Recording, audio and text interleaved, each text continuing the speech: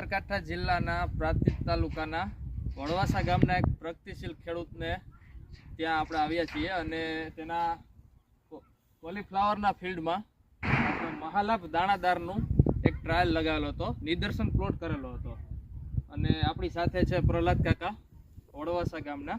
તો આપણે એને પૂછીએ કે શું એને રિઝલ્ટ મળ્યું છે આપણા મહાલાભ દાણાદારનું અને શું એને વિઝિબલ ડિફરન્સ દેખાય છે, કે શું તમને દેખાણું કે મહાલાભ દાણાદાર આપ્યું પછીના કેટલા દિવસની અંદર કેટલું રિઝલ્ટ તમને મળેલું છે. પ્રહલાદ કાકા, જે દાણાદાર નાખ્યું એ દિવસે ફ્લાવરને 55 દિવસ થયા હતા.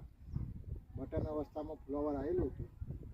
અત્યારે હાલ જોવા જતાં જેમાં નાખેલું છે એની અંદર કડ તૈયાર થઈ ગયા છે. દડા નાખ્યા વગરનું છે, એમાં સાઈઝ થોડી નાની છે અને રિઝલ્ટ બહુ સારું છે. તમે કઈ રીતે મહાલાભ દાણાદારનું નાખ્યું હતું ફ્લાવરની અંદર? પાણી પાવાનું બાકી હતું એના પહેલાં ગ્રેન્યુલમાં છે, દાણાદાર છે એટલે ખેતરમાં પૂંખી નાખ્યું 1 વીઘામાં 5 કિલો અને પછી પિયત આપ્યું. પિયત આપ્યા પછી 10 દિવસે ફરક દેખાણો. પિયત આપ્યા પછી 10 દિવસે ફરક દેખાણો અને નથી આપ્યું અને જેમાં આપ્યું છે એમાં ફ્લાવરના દડાની અંદર કેટલો ફરક છે? ફરક છે. પેલામાં 200-250 ગ્રામના દડા છે, પેલામાં 500 થી 600 ગ્રામના દડા છે. તો આપણે પ્રહલાદ કાકાએ કીધું એ રીતે કે ફ્લાવરની અંદર જેમાં નથી આપ્યું પોટેશિયમ સોનાઇટ મહાલાભ દાણાદાર એની અંદર નાના 100 થી 200 ગ્રામના દડા છે અને જેમાં આપ્યું છે એમાં 500 ગ્રામના દડા થઈ ચૂક્યા છે. તો આપણે જોશું થોડી દેરમાં કે કેવી રીતે કેવા દડા થયા છે.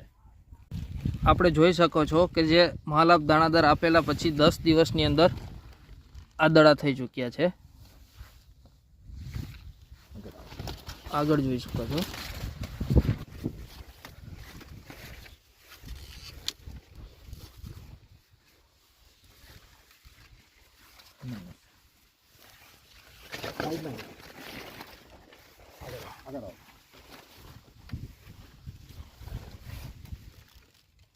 જો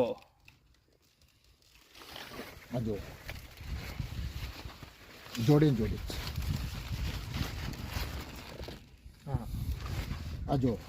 દડાની સાઈઝ, દડાની વ્હાઇટનેસ બધું સારું છે. આની અંદર દાણાદાર પૂંખેલું છે. આ આખો આપણો પ્લોટ છે. આ બાજુનું જે છે એમાં આપેલું નથી અને જે પેલી બાજુનું છે એમાં આપેલું છે. તો જે આ બાજુનું છે એમાં આપણે જોઈએ કે શું રિઝલ્ટ છે, કે જેમાં આપેલું નથી. આપણે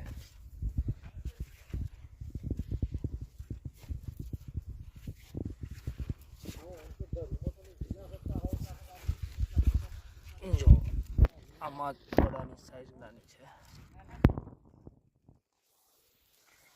છોડ જોઈએ.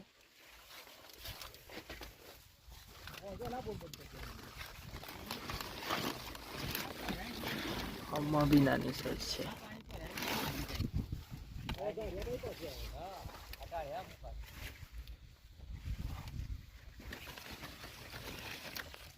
જોઈ શકો છો તમે.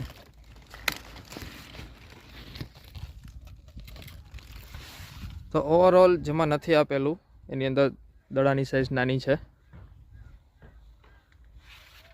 આભાર.